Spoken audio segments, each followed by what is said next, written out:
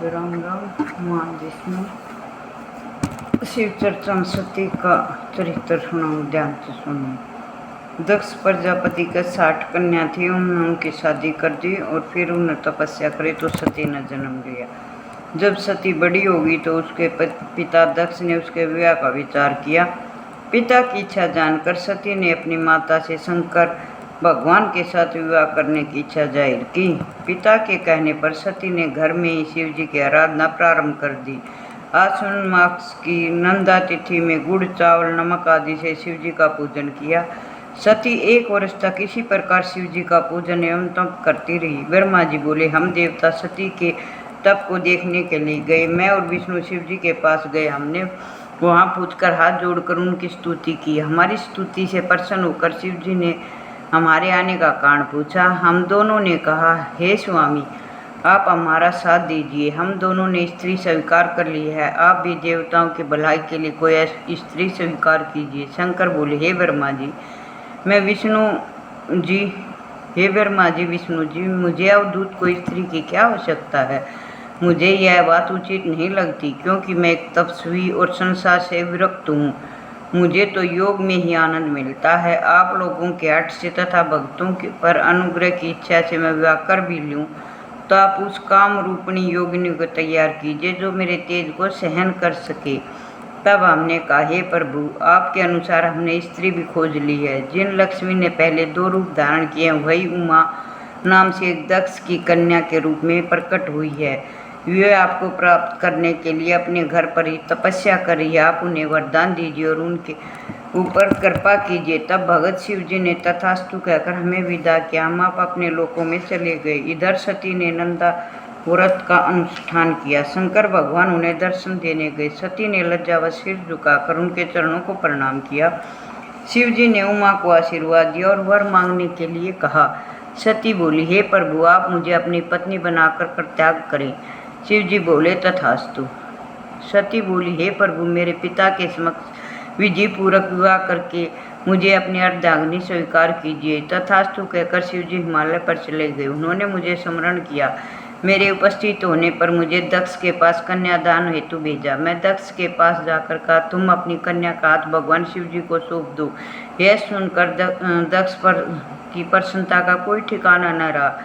सती ने भी अपने तप की सिद्धि का समस्त वरदान सखियों के द्वारा माता के पास भिजवा दिया। दक्ष के तैयार होने का समाचार मैंने शिव जी को जाकर सुना।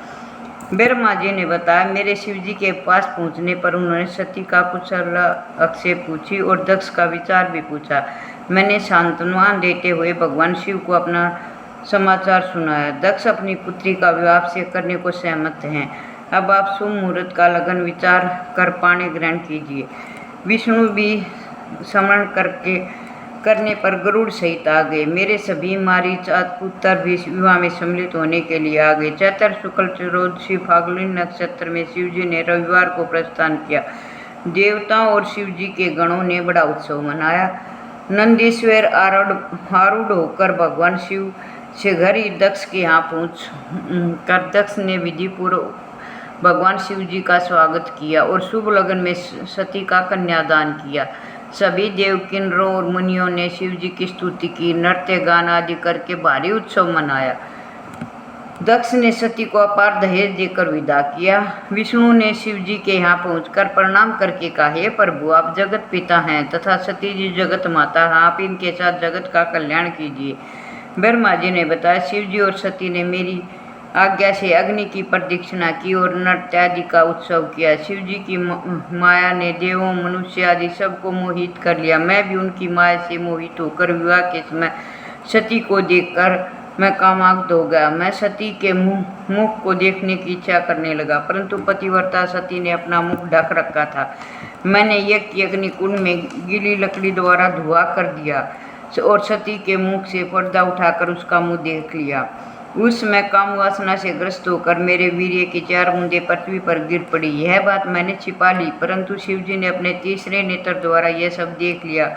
मैं और क्रोध में भरकर त्रिशूल लेकर दौड़े और मुझसे कहने लगे, अरे पापात्मा, तूने यह क्या निंदित कार्य किया है। विवाह के समय मेरी पत्नी का मुंह अनुराग पूर्वक देखा है। विष्णु जी के समझाने पर शिव जी बोले, मैं इस पापात्मा को मार डालूंगा।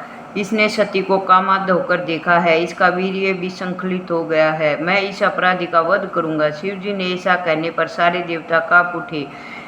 इसी समय विष्णु जी ने शिव जी की स्तुति की। श्री हरि कहने लगे, हे महेश्वर, हम तीनों देवता आपके ही रूप हैं। न ब्रह्म आपसे भिन्न है और न मैं आपसे भिन्न हूँ।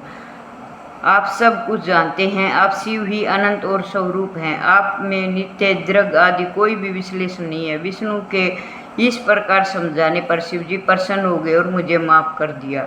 हे नारद, शिव जी ने मुझे माफ कर देने से सभी देवता भगवान शंकर की स्तुति करने लगे। मैंने भी पूरी तरह से उसकी स्तुति की। तब भगवान शंकर सबके सामने मुझसे बोले, हे ब्रह्मा, अब तो निर्भय होकर जाओ और मेरी आज्ञा से अपना मस्तक स्पर्श करो। शिव जी मेरे मस्तक पर जा बैठे। मैंने अपना स्पर्श किया। सब देवताओं के सामने लज्जित होकर मैंने शिव जी से समय याचना की। मैंने पाप शुद्धि का उपाय पूछा।